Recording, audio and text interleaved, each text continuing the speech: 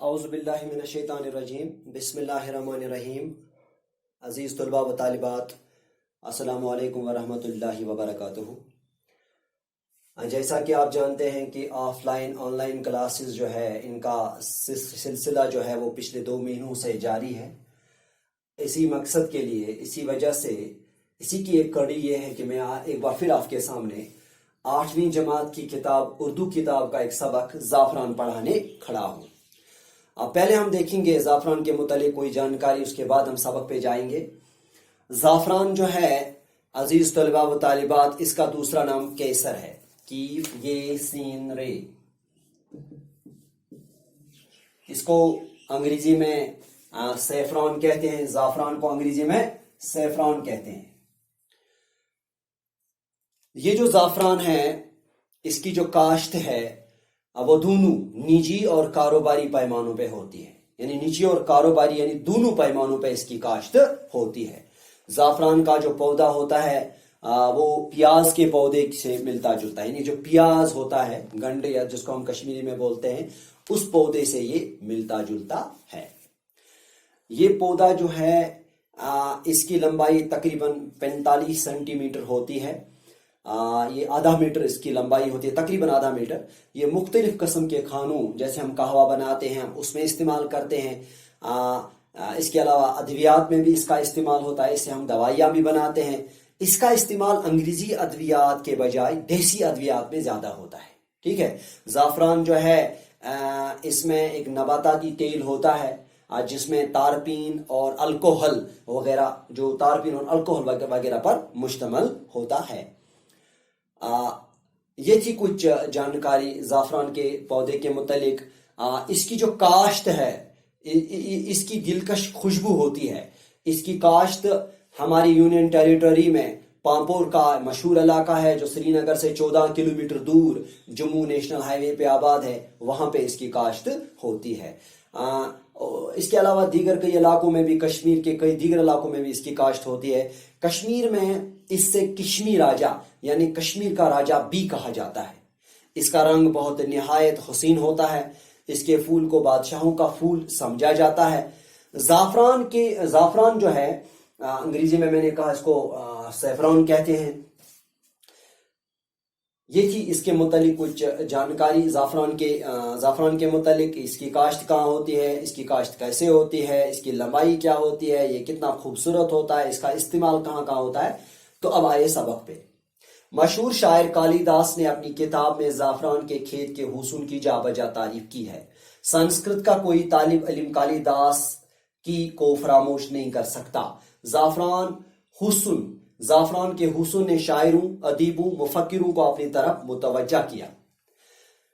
پیارے بچوں، مشہور شاعر جو ہے، جنہوں نے بہت ساری کتابیں، کالی داس جو سنسکرت کا بہت بڑا شاعر تھا، اس نے جا بجا اپنی کتابوں میں بہت ساری کتابیں لکھی ہیں۔ جا بجا انہوں نے زعفران کے کھیتوں کے متعلق، اس کے حسن کے متعلق، اس کی کاشت کے متعلق جگہ جگہ لکھا ہے۔ سنسکرت کا کوئی طالب علم ہو، وہ ان کی کالی داس کو فراموش نہیں کر سکتا ہے۔ زعفران جو ہے، اس کے حسن نے شاعروں اور ادیبوں، مفکروں کو اپنی طرف متوجہ، اپنی طرف مبذول کرایا ہے۔ ان کی توجہ جو ہے اپنی طرف مبذول کروائی ہے۔ کہتے ہیں زعفران کے کھیت زعفران زار بھی کہا جاتا ہے۔ اس کے معنی لغت میں لکھے ہیں، وہ مقام جہاں دور تک زرد پھول ہو یا زرد فصل کھڑی ہو۔ دوسرا معنی میں یہ بھی لکھے ہیں، وہ جگہ جہاں پہنچ کر انسان کو بہت ہنسی آئے۔ مائی ڈیئر اسٹوڈنٹس، زعفران جو ہے، زعفران کے کھیت میں پہنچ کر، زعفران جو ہے اس کے کھیت میں پہنچ کر انسان کو خود بخود ہنسی آنے لگتی ہے۔ یہی وجہ ہے کہ کشمیر میں زعفران زار کو زعفران کے کھیت کے علاوہ ہنسی مذاق کی محفل بھی کہا جاتا ہے۔ یعنی لغت جو ہے، ڈکشنری میننگ جو ہے، وہ کتاب، لغت کہتے ہیں وہ کتاب جس میں الفاظ کے معنی اور تلفظ دیا ہوتا ہے، یعنی ڈکشنری۔ لغت میں اس کا معنی جو ہے وہ یہی ہے کہ وہ جگہ جہاں دور دور تک زرد پھول اور زرد فصل کھڑی ہو، ٹھیک ہے۔ یا دوسرا معنی یہ بھی لکھا ہے، وہ جگہ جہاں پہنچ کر انسان کو خود بخود ہنسی آئے۔ بات دراصل یہ ہے ظاہر سی بات ہے کہ انسان کو ہنسی تو آئے، کس پہ آئے؟ خوبصورت چیز پہ آئے، بدصورت چیز پہ ہنسی کبھی نہیں آ سکتی ہے. تو انسان کو وہاں خود بخود ہنسی آتی ہے. تو یہ زعفران کی تعریف ہے، لغت میں اس کی تعریف، یہ ڈکشنری میننگ اس کی یہی ہے.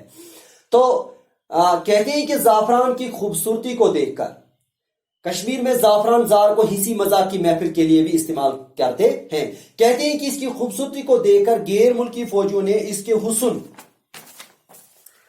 کے آگے اپنا سر جھکا دیا اور وہ اس کی خوبصورتی میں کھو گئے.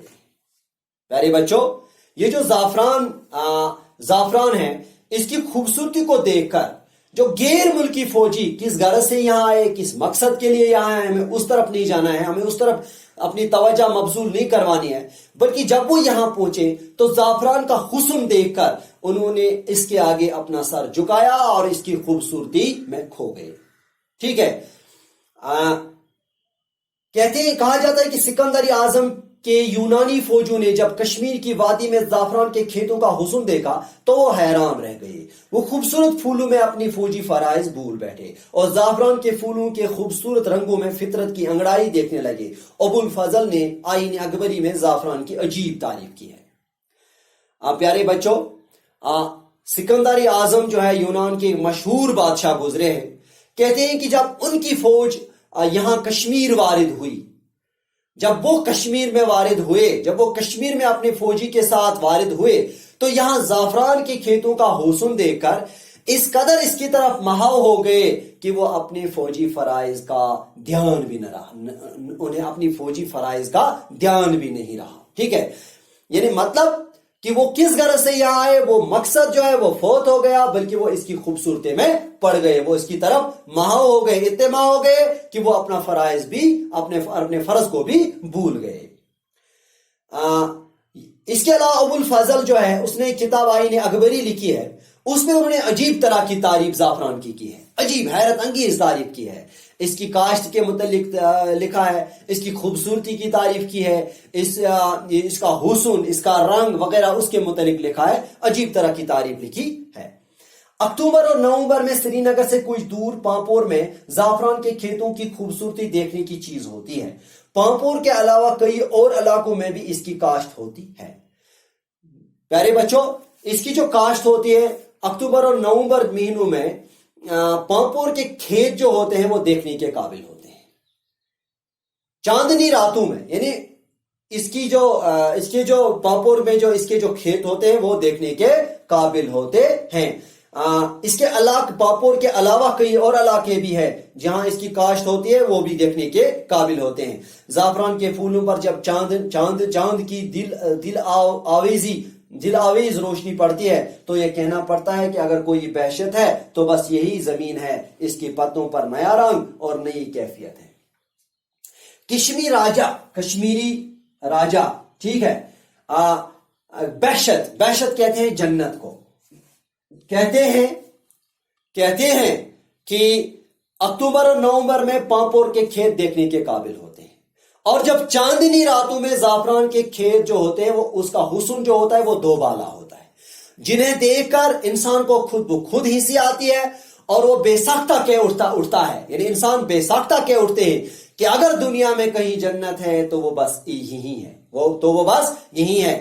تو وہ کہنے پر مجبور ہوتے ہیں، اگر فردوس بروئے زمیں است، ہمیں آست. اس کی پتوں پر نیا رنگ اور نئی کیفیت ہوتی ہے. یہ بہت خوبصورت ہوتا ہے. اس کے جو پتے ہوتے ہیں ان پر ایک نیا رنگ ہوتا ہے، نئی کیفیت طاری ہوتی ہے. یعنی انسان ان کی طرف مہو ہوتا ہے، وہ اپنے فرائض کو بھول جاتا ہے. عزیز طلبہ، آج ہم اتنا ہی پڑھیں گے، انشاءاللہ اس کے آگے ہم کل پڑھیں گے. تب تک کے لیے اجازت. وما علینا الا البلاغ.